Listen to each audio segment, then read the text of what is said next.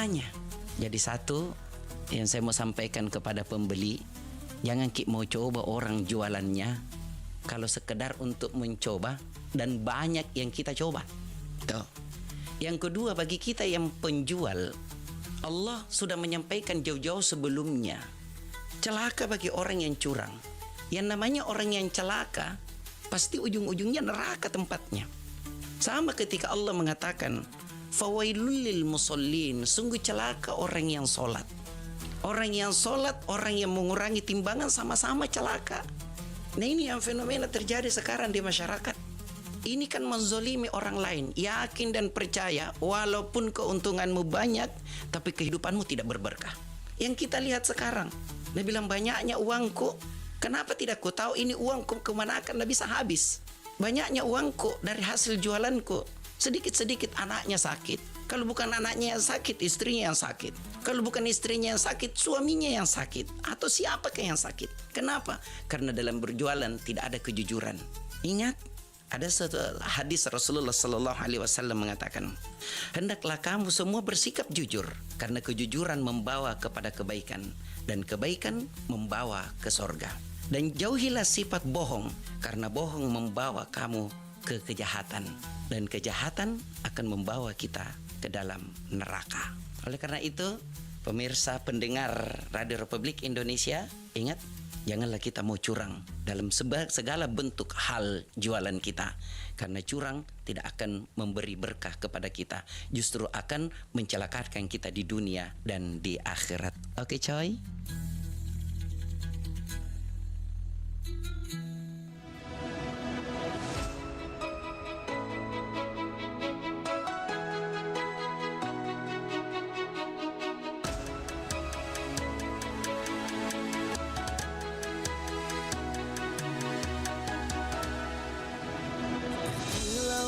Di samudra terbentang khatulistiwa, di situ ku ada bersamamu saudara.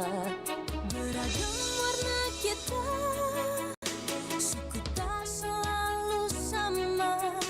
Kau aku Indonesia yang disatukan karena cinta. Karena kita Indonesia, jangan pernah terpecah belah.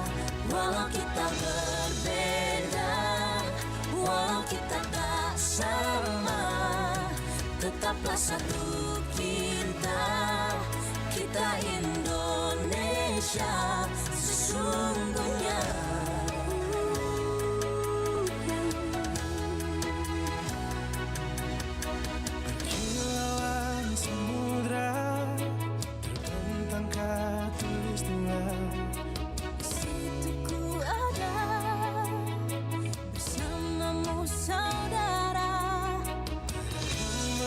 Kita suku tak selalu sama. Kau aku Indonesia yang disatukan karena cinta.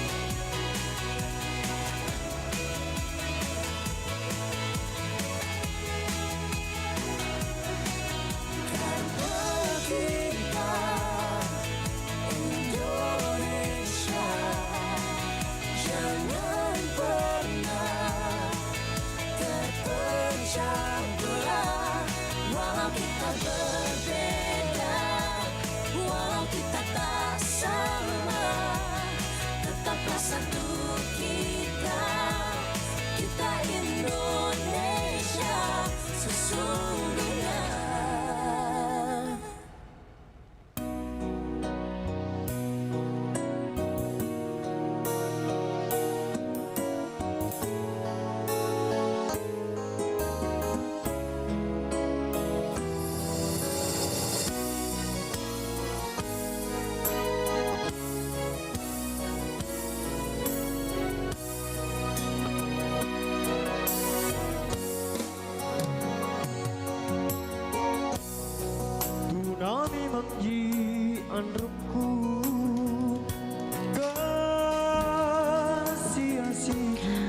Oke. 92,5 FM Pro 4 RRI Makassar. Assalamualaikum warahmatullahi wabarakatuh. Dan selamat pagi sahabat budaya dimanapun Anda berada. Senang sekali untuk pagi hari ini kembali lagi menyapa Anda di program acara yaitu Mozaik Budaya. Oke sobat budaya, di Mozaik Budaya kali ini kita akan membahas ya terkait dengan topik kita yaitu generasi Z dan sastra Indonesia, tantangan dan peluang. Nah seperti apa nih sobat budaya? Globalisasi dan paparan budaya asing yang kuat dapat menyebabkan kurangnya pemahaman generasi Z ini terhadap budaya dan sastra Indonesia.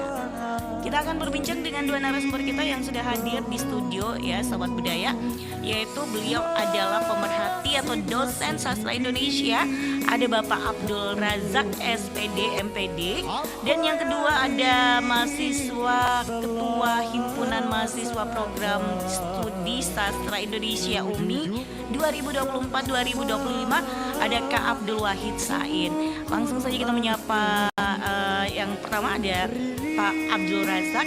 Iya Pak Abdul Razak, assalamualaikum Bapak. Waalaikumsalam. Iya, gimana kabar? Baik-baik aja Pak? Alhamdulillah. Kak Wahid, halo assalamualaikum Kak Wahid. Waalaikumsalam. Iya, gimana kabar? Baik? Alhamdulillah baik sekali. Alhamdulillah.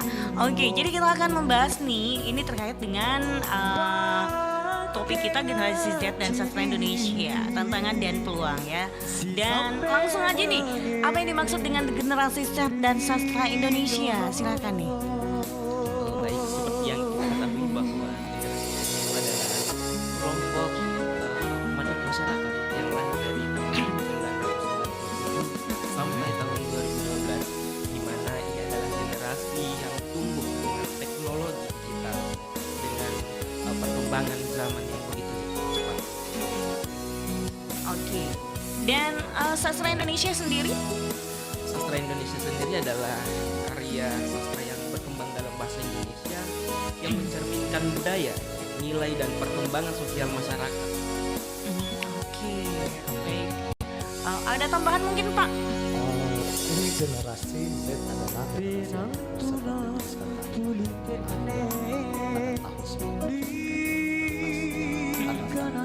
yang generasi ini sudah ditempat oleh perkembangan digital. Oleh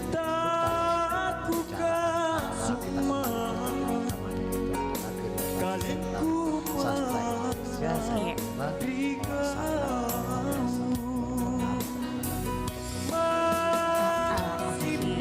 Seperti itu.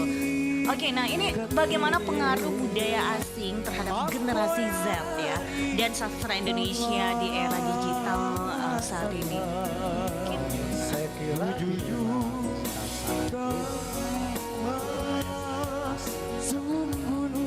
Indonesia terutamanya kita berbicara terkait dengan sastra ya. Saya kira meskipun istilahnya pertukaran budaya itu sudah tidak ada lagi filter karena kita pertukaran budaya itu kita saja kita ambil dari kita ambil dari tetapi saya kira utamanya sastra ya utamanya sastra itu saya kira tidak sangat signifikan, bahkan sastra itu sendiri terus mengalami perkembangan seiring dengan perkembangan digital. Mungkin dari segi kaum muda kita merasakan bagaimana terhadap pengaruh lokal. Saya kira tidak tetapi tidak mampu istilahnya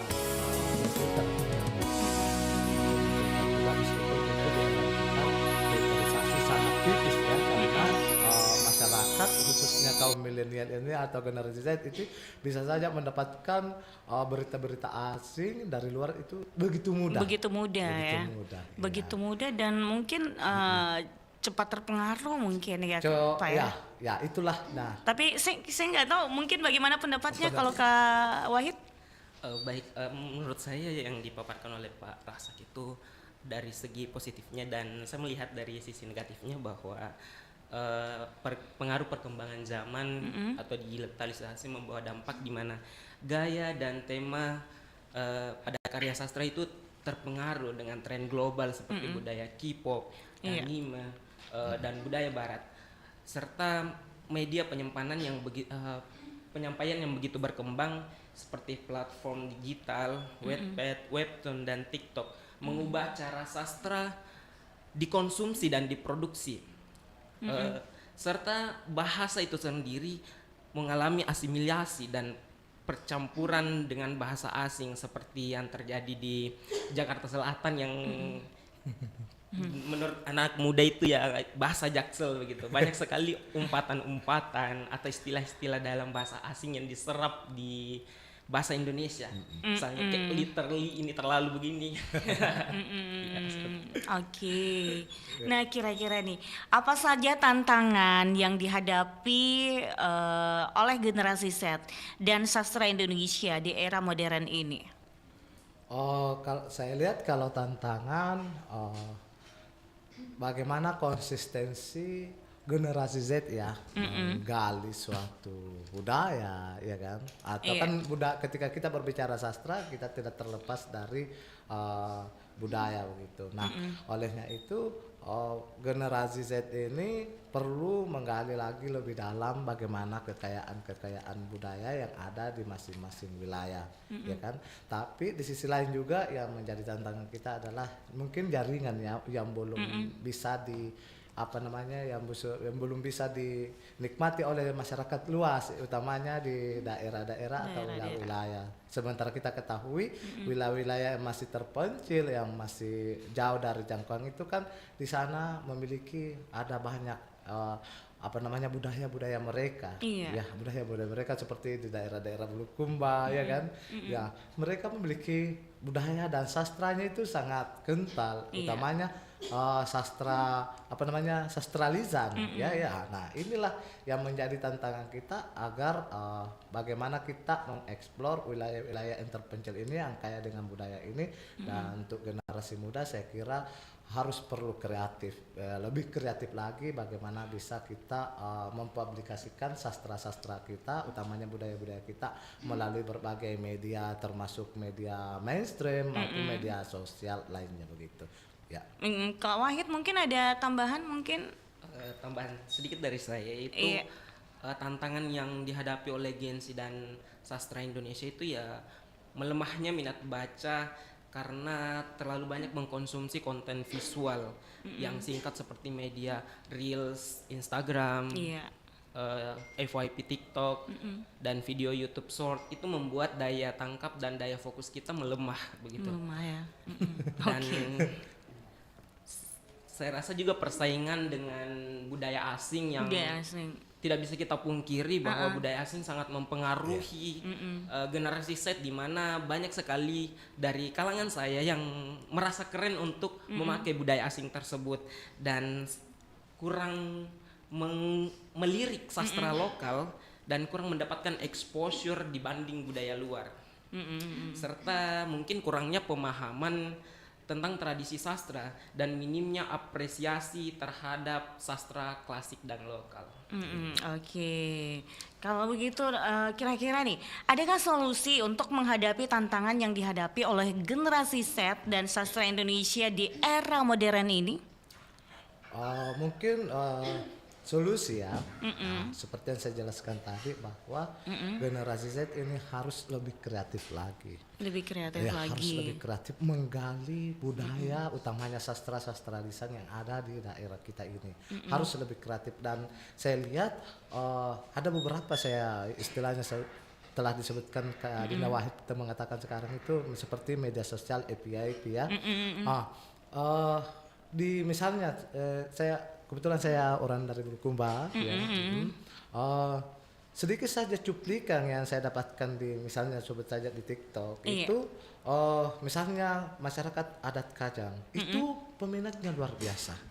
Dilihat dari viewersnya ya kan, dari viewersnya. Nah, saya kira inilah yang menjadi solusi kita supaya lebih menggali lagi dengan memberikan konten-konten yang sangat menarik gitu ya. Nah, itu kan upaya kita sih sebenarnya. Dan di sisi lain saya juga selalu dengan bangga memperkenalkan wilayah saya, ya, bangga menggunakan bahasa saya sebagai orang asli Bulukumba gitu. Nah, dan saya kira itu merupakan upaya-upaya yang sangat menarik. Pada dasarnya memang terlihat kecil, tetapi dampak terhadap masyarakat yang ada di sekitar kita itu tidak secara langsung bahwa masih kental mempertahankan dengan adatnya. Ketika bertemu dengan misalnya teman-teman saya atau satu wilayah saya, itu saya itu selalu mengutamakan bahasa daerah saya. Akan benar. timbul yang namanya hubungan personal ya. Saya bukan mau dikatakan bahwa saya sudah berpuluh tahun di Kota Makassar, lalu saya bertemu dengan temanku baru saya langsung mau tidak menggunakan bahasa daerah saya. Tidak, saya utamakan karena di situ akan timbul yang namanya personal dan hubungan personal. Dan yang kedua, saya bangga dengan menggunakan baju adat saya. Masya Allah. Ya, itu yang sangat penting karena saya kira bahwa dengan mempertahankan ini karena memiliki nilai. Kalau di istilah dalam ilmu bahasa itu semiotika, misalnya adat baju hitam, tidak pakai sandal, saya kira sangat menarik ya. Dan sastra lisannya sangat mumpuni, apalagi tapi itu tentang yang kalau konten-konten kayak begitu Kak, itu yang konten yang katakanlah masyarakat Kajang Bulukumba begitu. Apakah memang ada konten yang seperti itu? Karena saya sampai sekarang penasaran. Ada. Saya biasa cari-cari orang share konten-konten begitu ya Pak ya. Apa ada gitu? Iya, karena Kajang kan dibagi dua, ada Kajang dalam dan ada Kajang luar. Yang kan? Kajang ininya yang tidak pakai sendal itu. Kalau sendal itu biar kita di dalam maupun di luar, ya kan. Tetapi dalam artian di Kajang bagian dalam itu memang kita masih dibatasi. Tetapi kalau misalnya kita keluar itu ada. Kemarin itu saya sampai sekarang saya simpan gitu video-videonya, itu masyarakat, makanya saya bilang itu masyarakat anak muda di sana cuma mengambil gambar sekitar 30 detik. Wah, ternyata luar biasa viewersnya dalam arti, karena memang sekarang begitu Ji, bikin konten itu cuma 30 detik loh Pak. 30 detik. Tidak penting bikin konten sampai berapa menit gitu untuk menarik perhatian dari para netizen ya. Cukup 30 detik aja. Yang penting cara pengambilannya juga kayak gimana menarik. Gitu loh. Menarik. Dengan detik itu saya lihat luar biasa ini viewersnya sampai puluhan ribu dengan like-nya dan komentarnya itu sangat-sangat positif dalam artian inilah upaya kita. Upaya kita untuk melestarikan budaya-budaya kita, utamanya di daerah masing-masing begitu. Oke, siap. Nah, kira-kira ini apa saja peluang yang didapatkan oleh generasi Z dengan berkembangnya sastra Indonesia? Mungkin Andinda Wahid yang. Iya, silakan Kak Wahid. Saya rasa peluang bagi generasi Z dari perkembangan sastra di Indonesia yaitu tidak bisa kita pungkiri bisa menjadi konten kreator sastra digital. Kesempatan menulis, menerbitkan karya secara independen tanpa melalui agensi-agensi penerbit lagi, bisa langsung melalui aplikasi-aplikasi e-book dan lain sebagainya. Yang kedua, industri kreatif dan sastra bisa beradaptasi dan diadaptasikan ke film, komik atau konten digital lainnya. Dan bisa membuka peluang karir menjadi editor, penulis, skenario, atau kreator konten sastra. Dan yang keempat, pemberdayaan budaya lokal yang mengangkat cerita tradisional dan budaya ke kancah global.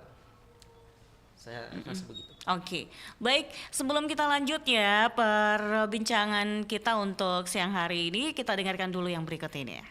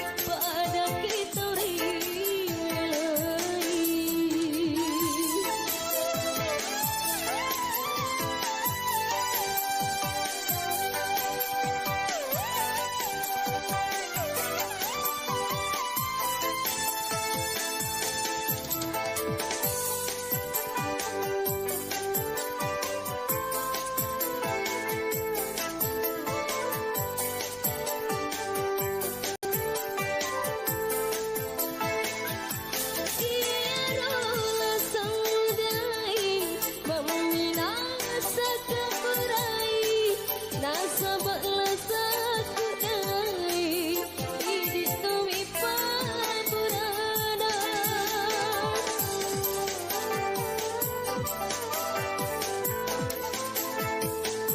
Tiaro tau tiai Balesan nikriati Idit nasibah kamasi Sisili siburai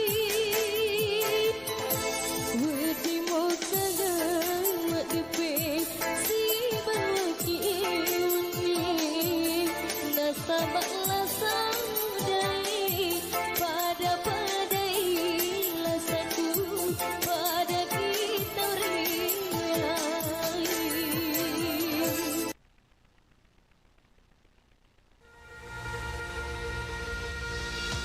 Bismillahirrahmanirrahim. Assalamualaikum warahmatullahi wabarakatuh. Alhamdulillah, segala puji hanyalah milik Allah. Salam serta salawat kita curahkan kepada Nabi besar kita Rasulullah Muhammad sallallahu alaihi wasallam. Allahumma shalli ala Muhammadin wa ala ali Muhammad. Bulan Ramadan adalah waktu terbaik untuk memanjatkan doa dan keberkahan.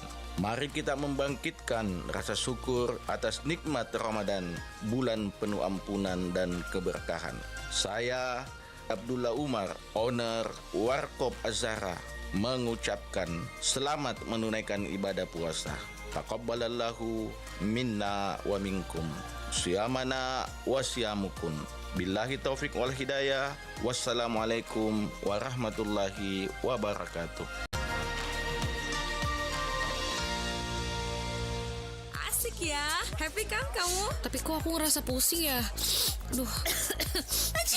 Itu biasa kali. Ini karena udah lama gak begaul nih kamu. Serius nih.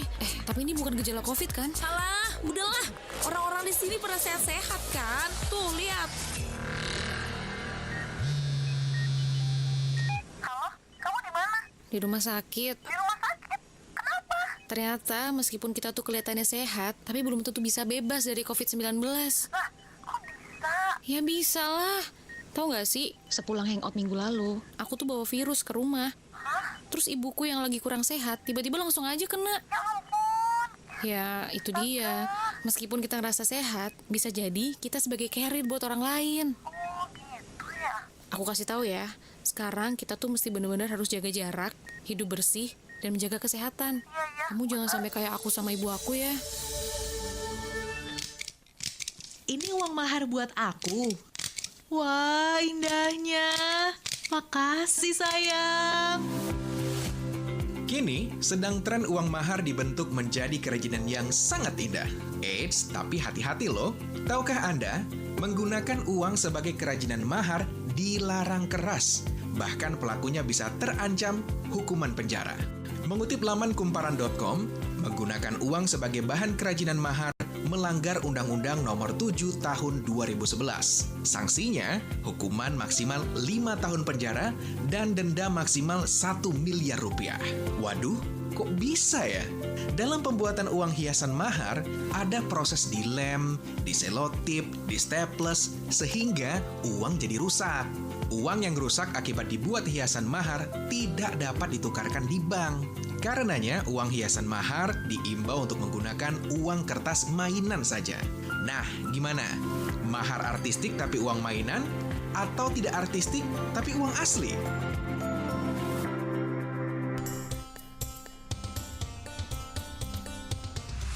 Pro 4 FM, Suara Budaya Sulawesi Selatan.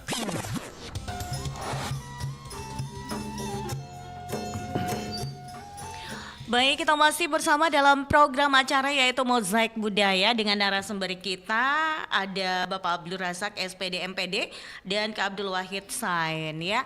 Oke, Mas membahas terkait dengan generasi dan sastra Indonesia, tantangan dan peluang.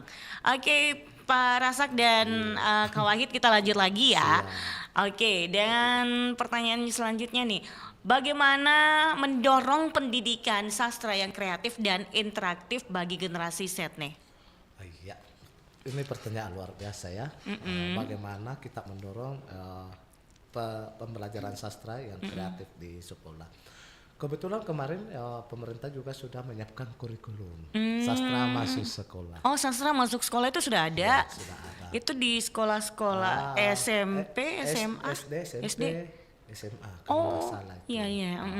Ini dalam satu bentuk, dalam artian sumbangsi pemerintah dalam meningkatkan literasi. Karena ketika kita berbicara sastra, tentu literasi membaca yang perlu kita tingkatkan. Bahkan di sekolah-sekolah masih ada juga sekolah jurusan bahasa ya. Selain IPA dan IPS, juga masih ada sekolah yang mempertahankan jurusan bahasa. Iya benar. Dalam artian di sini ini merupakan salah satu karena yang paling rendah kita ini adalah literasi membaca kita. Di Sulawesi Selatan saya kurang tahu, yang pastinya yang tertinggi di Indonesia literasi membacanya itu adalah daerah Yogyakarta. Mungkin pernah kita melihat saya pernah melihat referensinya bahwa kita ini literasi. Nah, permasalahan hari ini itu literasi karena minimnya kita membaca, maka lahirlah bahkan sekarang pemerintah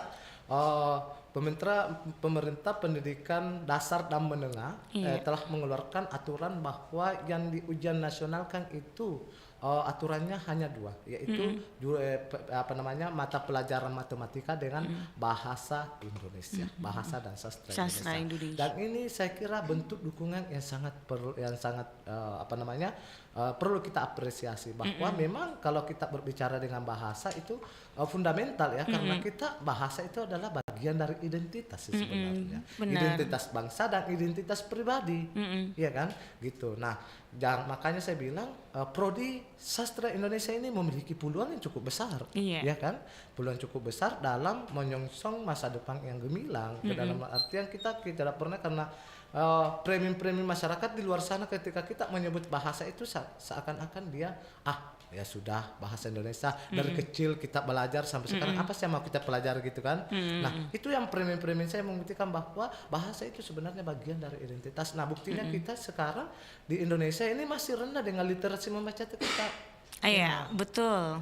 Masih rendah. Sementara kita di sisi lain mempremi bahwa biasa-biasa saja. Berarti kita belum bisa menguasai lebih jauh dong. Terkadang ada apa kayak misalkan satu buku kalau dilihat itu yang tebal sekali itu kayak malas begitu. Malas. Saya semenjak dari sekolah sampai sekarang itu kalau lihat itu buku terlalu tebal kayak malas Kade gitu, malas membaca. Karena itu kita menganggap bahwa dalam membaca kita itu yang dalam pikiran kita adalah mampu menguasai itu. Yang perlu kita tanamkan terlebih dahulu adalah kebiasaan membaca kita. Saya juga pernah di media selama kurang lebih 7 tahun dan tugas saya itu adalah setiap hari kamu ini baca ini Quran. Ya kan, saya membaca karena apalagi teks ekonomi yang begitu banyak bahasa yang harus kita kuasai. Nah, alhamdulillah dengan kebiasaan itu sesuatu yang kebiasaan kita yang ditinggalkan ada kalau kita tinggalkan ada yang kurang deh. Gitu kalau ada kalau menjadi kebiasaan dan kita tinggalkan ada yang kurang. Kebiasaan terlebih dahulu. Jangan kita mau membaca untuk mengetahui satu ini, satu setebal ini, maka akan ada rasa ngantuk gitu. Iya benar. Begitupun dengan sastra Kak. Tapi memang ya Pak ya, waktu zaman sekolah saya dulu gitu. Kalau dibilang membaca kalau buku tebal itu memang malas. Tapi kalau misalkan disuruh untuk coba siapa bisa baca puisi, nggak juara 1 saya lah. Jadi kalau ada lomba-lomba baca puisi itu pastilah juara 1.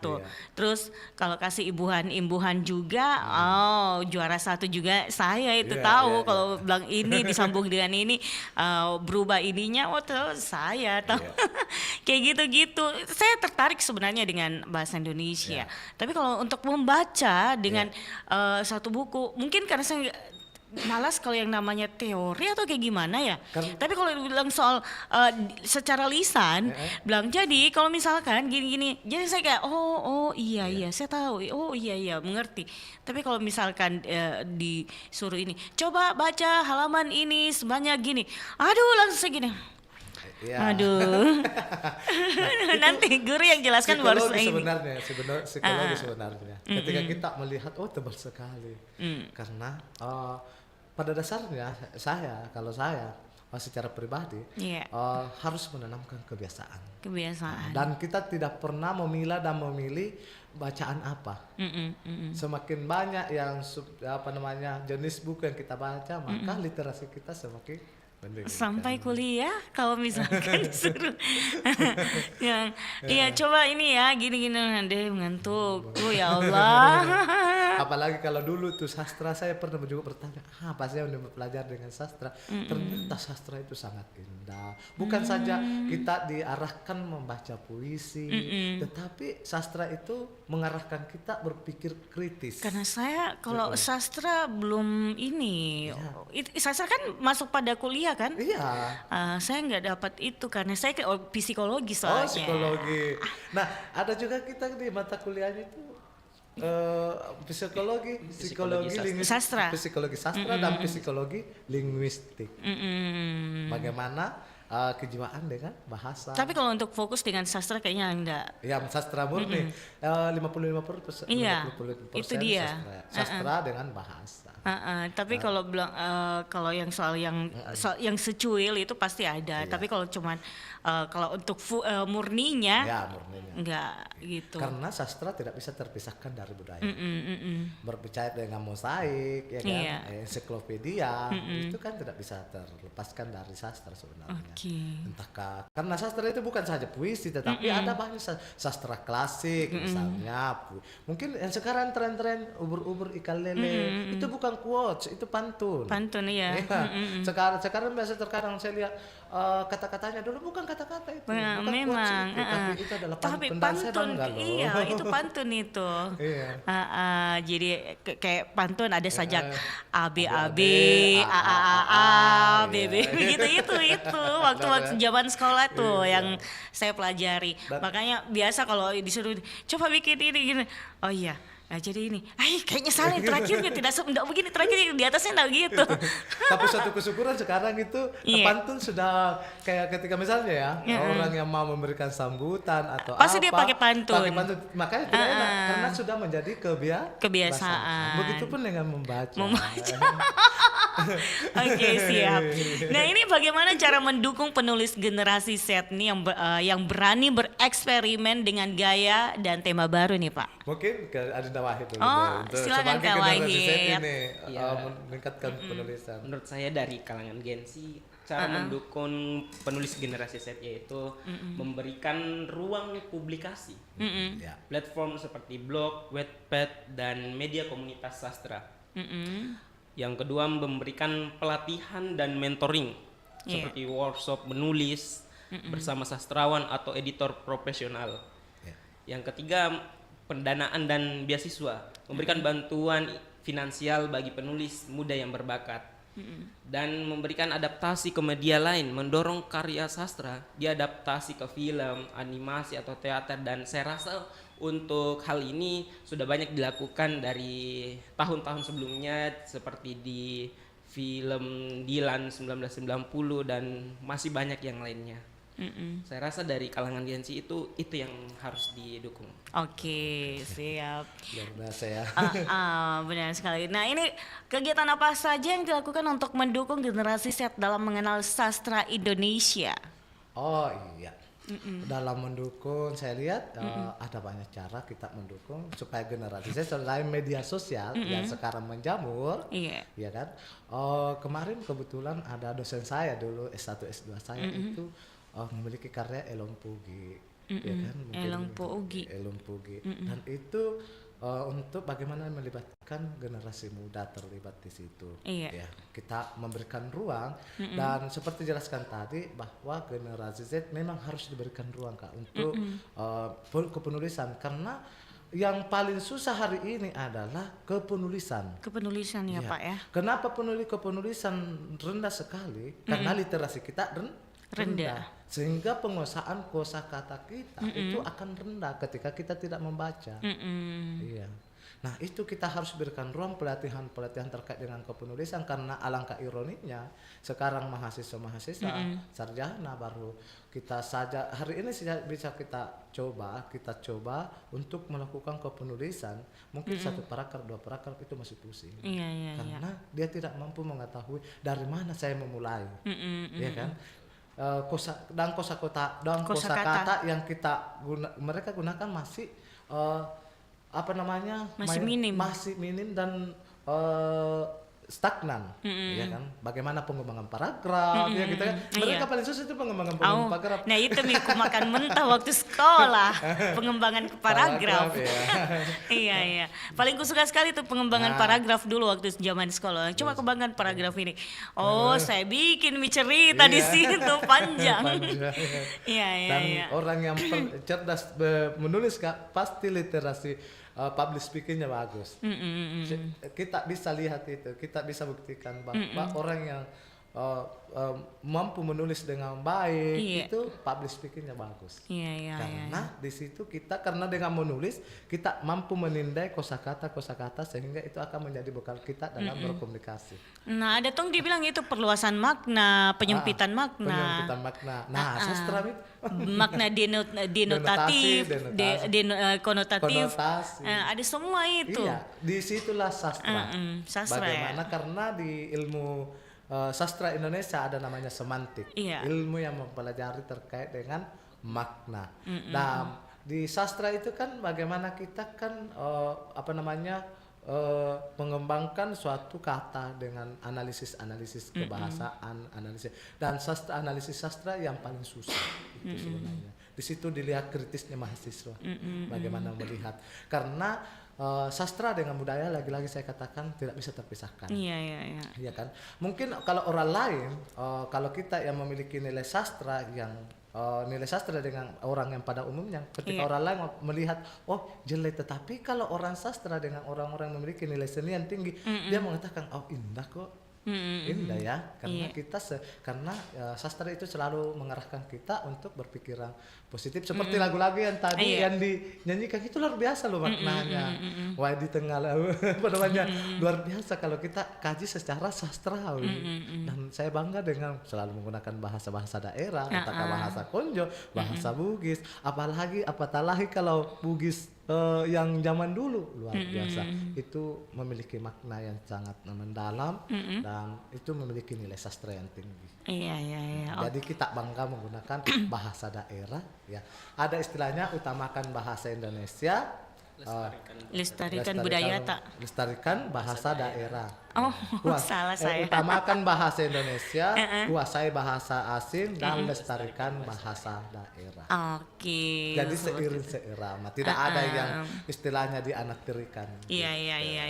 Jangan ada di anak emas kan kayak gitu ya. Iya, semuanya perlu. Dan saya kira sastra penting buat menghargai budaya kita, apalagi kita di Makassar ini loh. Makassar itu kaya dengan budaya loh. Iya, sastra lisannya ada Rojong itu luar biasa, dan Angaru benar. Bukan sembarang orang. Kalau kita kaji secara silsilah, dan kita perlu patut hargai. Dan Prodi Sastra Indonesia UMI itu ini pintar Angaru loh. Saya bangga dengan mahasiswa saya Angaru membaca puisi bukan saja puisi berbahasa Indonesia. Angaru kan dipakai ini juga kan badik kan. Ini pintar. Takutnya tembus itu ada kan. ritual khususnya kayak ada ritual khususnya. Tapi ada yang terjadi yang di daerah mana itu hari. Mungkin ada yang coba baca-bacanya juga di dekatnya kapan ya. Akhirnya tembus. Dan itu luar biasa loh. Kalau di Takalar itu terkenal dengan Pakio Bunting. Ya dende. Ini ngasih itu. Karena saya pernah saya MC, terus ada Pakio Buntingnya, datang Angarunya. Dan jadi selalu saya bilang sama mahasiswa saya, kalau mau teliti gitu. Sastranya itu mendalam sekali Pakio Bunting. Penuh dengan bersahut-sahutan, ya kan? Begitu kan Pakio Bunting. Dan ada juga Adrojong, ya kan? Itu di Takalar loh. Dan saya lihat perlu digali kembali, jangan hilang ini dari budaya kita ini. Oke, sip. Oke Pak, nah ini bagaimana dukungan pemerintah nih ya terhadap sastra Indonesia saat ini? Ya, kalau saya lihat dukungan, saya ambil dulu untuk dukungannya. Dukungan selain dari pendidikan saya sebutkan tadi, memasukkan kurikulum juga kita di dukungannya melalui aturan dengan pembentukan ada balai pelestarian bahasa dan sastra ya. Dan saya lihat itu balai pelestarian bahasa dan sastra yang ada di Sulawesi Selatan ada juga di Jalan Sultan Alaud, ini luar biasa. Karena pelestarian bahasa, karena ada banyak bahasa daerah kita sudah mulai punah, mulai karena tergerus oleh zaman. Ya. Nah itu mulai dia kembali lagi lestarikan, kita mengenali kembali, dan bentuk dukungan pemerintah luar biasa terhadap pelestarian, membuka penelitian, memberikan ruang kita untuk penelitian sastra, penelitian bahasa, itu dalam bentuk dukungan yang luar biasa. Saya kira tinggal kita bagaimana mengelolanya. Iya, benar.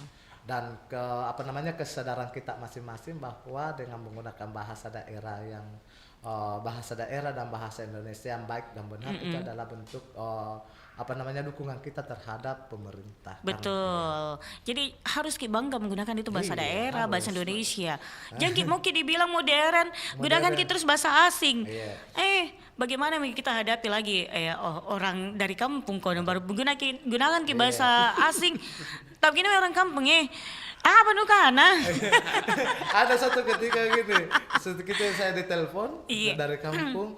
Ini tante saya mengatakan, bahasa apa saya mau pakai? Bahasa Indonesia atau bahasa bilang ya, saya tidak mau sama sekali begitu. Ketika orang dari kampung saya harus bahasa daerah. Harus bahasa daerah. Karena pernah ada pengalaman saya Kak, kan pernah saya kantor ya. Iya Pak. Saya menelpon dari luar. Saya ini menggunakan bahasa konjo. Orang yang di dalam mendengarkan orang dari satu kampung saya, weh keluar. Dia bertanya kepada saya, dek, orang dari sana? Dia bilang iya. Bilang kenapa sekali begitu Kak terhadap saya, karena kalian menggunakan bahasa daerah. Saya, saudaraku ini. Masya Allah. Jadi dengan menggunakan bahasa daerah akhirnya timbul dengan yang dibilang satu saudara, satu kampung gitu, timbul yang suasana keakraban juga kan, seperti itu kan. Budaya kita. Akhirnya kayak kayak dibilang kenal lama Miki. Iya betul. Begitu. Oke. Tetapi dalam artian selalu saya katakan kepada Anda Wahid begini, kalau menggunakan ke bahasa daerah, kalau menggunakan ke bahasa Indonesia, jangan kombinasikan, ya kan? Supaya kenapa nanti public speakingnya ada ketika misalnya sudah selesai itu sangat diharapkan, ya kan? Nanti kalau misalnya masuk di forum-forum yang formal, ya kan tentu menggunakan bahasa yang formal, iya. Jadi ada memiliki porsi masing-masing, bahasa daerah, bahasa Inggris dan bahasa Indonesia. Bukan kita mau merendahkan dia salah satu tiga ini, utamakan bahasa Indonesia, kuasai bahasa asing dan lestarikan bahasa daerah. Oke. Tapi saya jadi pengalaman nih Pak ya. Saya punya nenek sendiri. Nenek saya tuh kalau ngomong sama saya enggak pernah menggunakan bahasa daerah. Bahasa Indonesia terus. Padahal kalau dipikir saya punya nenek itu orang Parepare. Bugis. Jadi kalau ngomong dari mana kok, kenapa terlambat pulang, bilang enggak, begitu memang karena gini-gini. Jadi kalau datang lagi temanku terus cepat pulang, loh kok cepat pulang baru datang. Jadi temanku kaget, enggak pernah pakai bahasa daerah itu, nenek mau enggak pernah, dia bahasa Indonesia terus, bahkan biasa sama logat ki, gila-gila itu nggak gitu logat makanya sampai saya bingung juga bilang bagaimana caranya semua bisa bahasa Bugis ini kalau saya punya nenek saja gunakan bahasa Indonesia begitu. Jadi terkadang sedikit-sedikit saya minta belajar. Kalau ini apa bahasa Bugisnya nih? Saya bilang begini. Tapi ya kembali lagi sebenarnya kemauan tak bagaimana caranya supaya juga kita mengerti namanya bahasa daerah. Betul. Begitu. Oke. Sebagai closing statement apa yang ingin disampaikan ini harapan terhadap generasi Z dan sastra Indonesia nih Pak? Mungkin ada. Oke, silakan Kak Wahid. Baik, harapan saya dari kalangan Gen Z yang kuliah di jurusan sastra Indonesia UMI. Iya. saya harap kedepannya Gensi bisa memaksimalkan kemajuan teknologi di mana bisa mempublikasikan budaya-budaya lokal dan ikut serta dalam menjadi pelopor sastra digital dan mengembangkan sastra melalui media baru dan meningkatkan apresiasi terhadap sastra lokal yang saat ini mulai tergerus oleh zaman dan tidak hanya sebagai pengonsumsi karya asing tetapi juga melestarikan budayanya sendiri. Terus menciptakan karya yang relevan dan berkualitas yang bisa mengikuti zaman dan bisa menulis dengan mengangkat isu sosial dan budaya lokal. Serta membangun ekosistem sastra yang berkelanjutan dari generasi ke generasi, membentuk komunitas sastra yang aktif dan produktif, serta menjadikan sastra sebagai identitas bangsa, negara, sastra sebagai alat untuk memperkenalkan budaya Indonesia ke dunia. Oke, ada tambahan Pak? Iya, terima kasih banyak kepada RRI. RRI ini merupakan bagian juga dari pelestarian bahasa dan sastra karena memberikan ruang untuk mosaik budaya ya. Iya. Nah, kenapa kalau saya kaitkan dengan sastra ini memberikan ruang? Bahkan kelesutan saya untuk pokoknya generasi muda harus mengeksplor ya secara mendalam terkait dengan budaya-budaya kita dan bangga menggunakan memperkenalkan budaya-budaya kita di daerah di wilayah masing-masing. Ya tentunya ya kedepannya kami selaku tenaga pendidik terus akan melakukan penelitian-penelitian tentunya yang mendukung perkembangan dan pelestarian bahasa Indonesia dan daerah itu supaya sastra ini tetap hadir karena sastra bukan hanya kita bermain kata ya tetapi sastra itu mengarahkan kita bagaimana menganalisis dan berpikir secara kritis. Nah itulah sehingga bahasa dan sastra perlu dilestarikan dan terima kasih kepada buat RRI yang telah memberikan ruang kepada kami, mudah-mudahan bisa lebih lagi dari hari ini gitu. Oke. Baik kalau begitu ya karena sayang sekali perbincangan kita harus kita tuntaskan sampai di sini. Terima kasih untuk Pak Razak dan Kak Wahid ya semoga Sama-sama, ini semuanya bisa memberikan manfaat untuk para pendengar kita yang saat ini mendengarkan Pro 4 RRI Makassar. Oke kalau begitu tak lupa saya yang bertugas Dewi Satriani mengucapkan selamat menunaikan ibadah puasa untuk semuanya. Semoga lancar-lancar ibadah puasanya. Terima kasih. Sampai jumpa. Assalamualaikum warahmatullahi wabarakatuh. Waalaikumsalam warahmatullahi wabarakatuh.